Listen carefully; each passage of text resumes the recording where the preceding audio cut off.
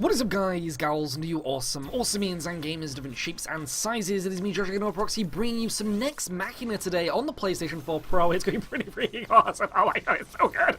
I have been waiting nearly a year for this game to come out. Now, this is the thing. Housemarque, the developer, the people behind games like, say, Resogun, have been slowly but surely using the technology that they have with the whole pixel engine kind of thing. As you probably can see here, look, there are so many pixels just flying everywhere, all the little particle effects and everything. It's awesome. But they've been making like a very slow but steady portfolio of really awesome and really fun games. And this is the next one. This is a top-down shooter. Again, kind of like Resogun and all the other games that they've been doing, like kind of like Alienation as well. You remember Alienation? It was also a top-down shooter, but a bit more progressive, a little bit more Diablo-esque. Now, this one is a bit more along the lines of Resogun, where you have to actually save the humans again and actually try and survive and progress through different levels and stuff, get different weapons, and, or I guess you could say kind of like short power-ups. As you can see, the little green blobby dudes here. These are the humans. You don't have to take them to portals or anything. You just have to try and catch them. Just collect them, kind of like Pokemons. Don't beat them up, though, until they're unconscious so you can put them in the ball, but just collect them, hug them, show them some love while also potentially saving them. And that's all you have to do. You just got, and you also got to fight bosses. You also got to fight these really cool, fun bosses while also going through these progressively difficult levels. And I've been having such a great time with it. This is actually my first bout in the game. I thought to myself, why not actually kind of record myself playing my first go? So this is my first attempt. I kind of suck.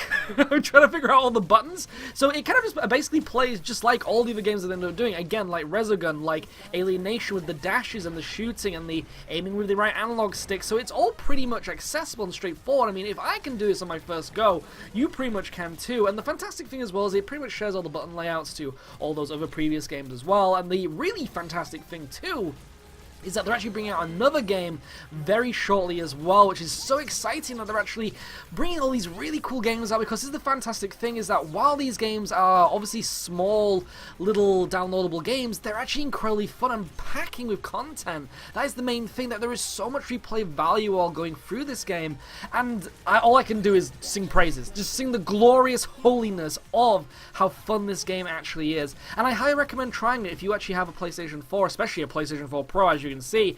Definitely get this game and just give it a little bit of a go. Just give it a little bit of fun, a little bit of a try.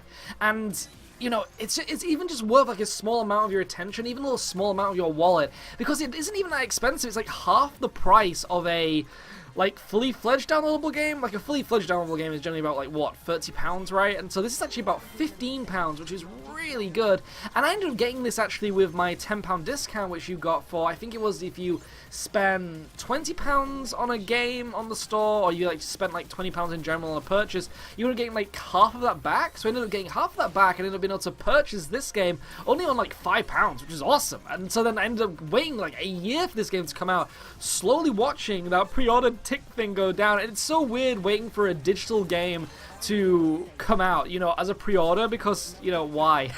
It's so weird what the day and age that we live in now, where we're now waiting for digital games on pre-order to actually come out. And so waiting forever for this game to come out, and I was really worried as well, because I was thinking, well, it's taking so long, does that mean that it's actually not going to be that good? Because generally they've been quite on time, Housemarque, when it comes to their other titles and such. So I was a little bit worried. I thought maybe this is not actually going to be a very good title, maybe it's actually kind of like holding it back because there's something not right with it.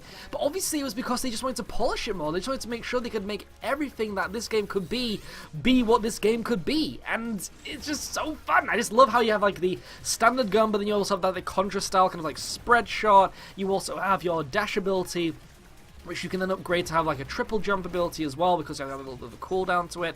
You also have special abilities. Now these special abilities I've not fully understood yet, so by pressing R2 and by casually picking up the little icons, you may notice on the bottom left here that I have a special ability. The one I have right now is I can actually throw out a ball that can actually blow up based on a detonation of pressing R2 again. The way that you actually get these abilities are by killing enemies or by opening these little yellow boxes, as you can see on the top left there. Now by shooting those, you know, over time, you will eventually actually break it and actually get a brand new ability. And some of them are really cool. Some of them are actually like quite overpowered in the sense of funness. Like you have a charge shot, you have rocket launchers, you have this cool little kind of like, I don't know how to explain it, kind of like, you know, is it Halo 3 or Halo 4 where you had that kind of like hexagon shield ball thing which could protect you? You can kind of have one of those for like a brief second, but it's also a shockwave device, so it will actually like damage enemies like instantly and stuff. It's kind of like a, you know how like in Resogun you actually had like the wipeout bomb? It's kind of like that, but a very small circle around you. And that's really useful, really powerful. We're actually going to go against our first boss here as well. This is the thing, there's going to be some bosses in this.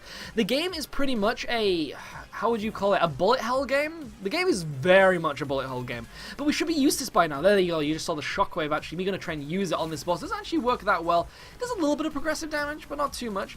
And it's this thing though that, because this is a bullet hell game, it's surprising because it's actually an incredibly uniquely accessible bullet hell game where it's really easy to get into. It's not one of those games where it's like easy to pick up, really difficult to master. It doesn't feel like that. It actually feels like it's really easy to pick up. It's actually really easy to master as well, because the formation of when they do actually the bullet hell shots and stuff, as you saw there, with the enemy actually firing out the lasers in like a circular motion and then also firing the skulls as well, it was actually kind of easy to predict. Now later on this does actually get a little bit more difficult, but the thing is that while I love top-down shooters, it doesn't mean that I'm a pro at top-down shooters. I just love the gameplay mechanics of top-down shooters, and even though these enemy bosses are so hard later on, they actually still feel incredibly accessible. They don't feel cheap, and in a way I kind of compare that to, say, like a game like Fury, and I mean that Fury with an I instead of a Y. You may remember I actually ended up reviewing Fury and I loved it. I thought Fury was a brilliant game. I thought it was a fantastic title and also a cool concept for a bullet hell type game, but there were some issues when it came to the accessibility of it. It also had a few issues when it came to the unfairness of bosses, and the really cool thing is that Housemarque obviously has those titles under it where with every single game something is improved. You can just tell, you can just feel something through the games that they make, that they're learning. They're a developer that actually gets better at their craft. And a very good example would be, say, like the God of War series. Every single God of War title has always got better and better,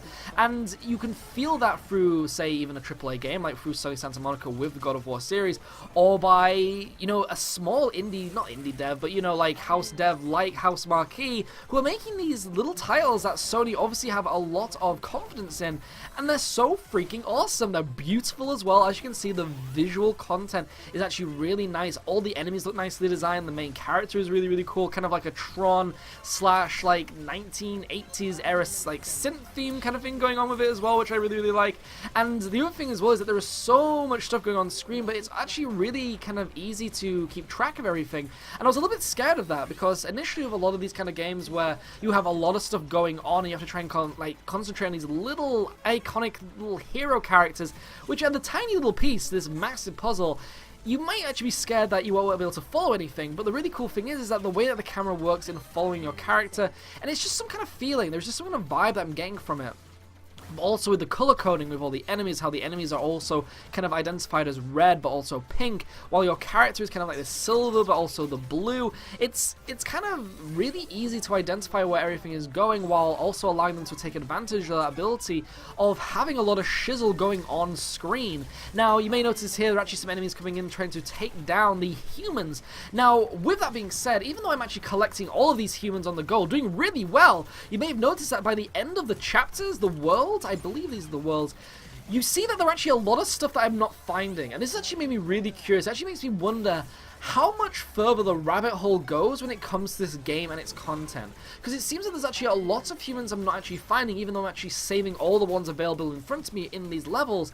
It seems that they're actually hidden humans, they're actually hidden levels, which seems really cool, because it means there's actually even more to this. And the badass thing as well is after actually recording this, I played this a few more times, and I never got sick of it. There was actually this kind of like feeling as well where it felt like I could constantly improve, and we've had this with games like, say, Resogun, or even further back than that, like, say, Space Invaders. One of the oldest games of time, and one of those games where everyone keeps coming back to it. Even say like Pac-Man, like, I mean, Pac-Man has like nothing on this obviously, or vice versa. They're both their own kind of unique games where they're both equally just as good, but it's this thing where they both have this kind of like mentality about them where it never gets old, where even though like say Pac-Man or Space Invaders is very basic to its core concept, like say with this game, which is NEX MACHINA, there's a lot more stuff to go for it, and a lot more stuff going on with it, but it's kind of like, it has that replayability where there is just so much stuff going on the way it becomes unpredictable because the enemies move in a certain way. They can move in different ways, different patterns, and your character will move in different ways also, but also with that whole kind of thing with the special abilities, with the fact that you will be able to find these hidden like humans and these hidden stages and things, and it's kind of exciting. It's kind of wondrous to know that there actually is like a game out there that doesn't make you feel sick to actually play the beginning of it over again, you know? I actually just died there. When you die, you actually explode into 1,000 pieces. You have to actually start the stage again. But again, it feels fun to do it because even though it resets everything, it means it's kind of like restarting the stage so you can try again with a brand new process, a brand new tactic, even though the enemies are coming in the same formation. So again, there's just so many kind of cool things to it where it's like it's trying to make you get better at the game, even though you're already good at the game. And it's such a unique feeling. Don't you think that's a really unique feeling? I personally think that's a really unique feeling. I love as well how you transition to the different stages, or the different levels of these stages, where you kind of like jump from level to level or platform to platform. And another cool thing too is that there's actually a lot of uniqueness into the enemies as well. Like you've got some that actually hunt for you, there's some that hunt for the humans, there's some that actually can only allow you to progress into the levels themselves by destroying them, by creating pixelated like bridges through their body bits. And I love that. I love the uniqueness about that. It's actually only later I realized those yellow boxes actually give you weapons. I've been actually like destroying enemies to gain them. Like right now I have a laser katana. I mean, why not? Why not gain a laser katana to destroy your enemies with? Now there are some weapons that are actually good and some that are actually not as useful. Like I personally don't really think that remote shot is actually that great, but I really love the charge shot which I have here, which is really good for bosses, or say like for lines of enemies, or even say like the sword, or easily the shockwave shield is probably my favorite. Easily the most like utilitized, I guess would be the word, because there's just so much like benefit to it. Like say if you're getting swarmed, you can use that shield to obviously engage it, damage loads of enemies around you, but then dash out into safety. And you can also get things like dash shockwave, so that actually means you can actually multiply that shockwave by actually using that shield shockwave, then doing a dash, and then once you stop the dash, you'll do a shockwave within that. So there's a lot of potential there. There's a lot of potential to the gameplay. There's a lot of things where you can mix and match those abilities that you probably might actually even be better at using the, you know, remote bomb or something, you know, than me. And so it's one of those things where you will end up finding your own niche, your own playstyle, your own kind of preferences when it comes to those abilities, and I really love that. I really, really like that. I'm actually trying to waffle as much as possible so I can show you the next boss, because it's really, really cool. Oh my goodness, this game is really fun, and I highly recommend buying it. And the badass thing as well is that once this game was actually coming out originally, it was actually on sale. They actually had this on a pre-order sale, which was bad. I think it actually might have been £10, and I got this game pretty much for free by buying a game for £20 and then actually having, you know, the £10 back to actually purchase this game, and I do not regret it. It is so fun, so awesome. And don't forget as well, you can play this on the PlayStation VR through cinematic mode, or even on your Vita, and it feels like one of those games that's made for it. Like already they already had Resogun on the Vita, which was kind of like their own compatibility version of it, their own port, but now you could so see them bringing it out for this. It's such a cool idea. There's actually another boss. This is Yeti Kong, which actually brought out, I believe they showed this in some beta footage. Kind of unusual that they had a top-down shooter beta. Do you think that's kind of crazy that they actually have those these days now?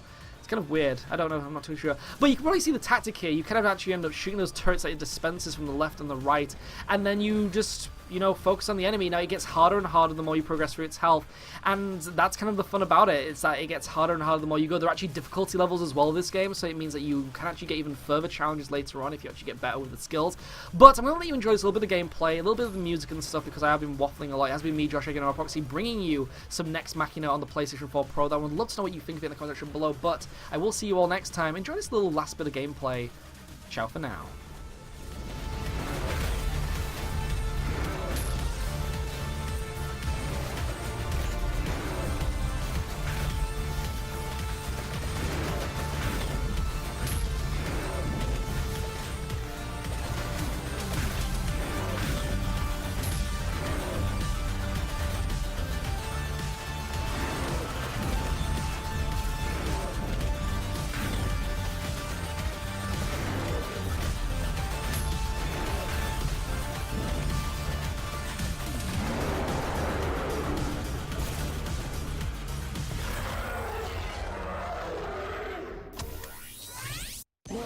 Complete.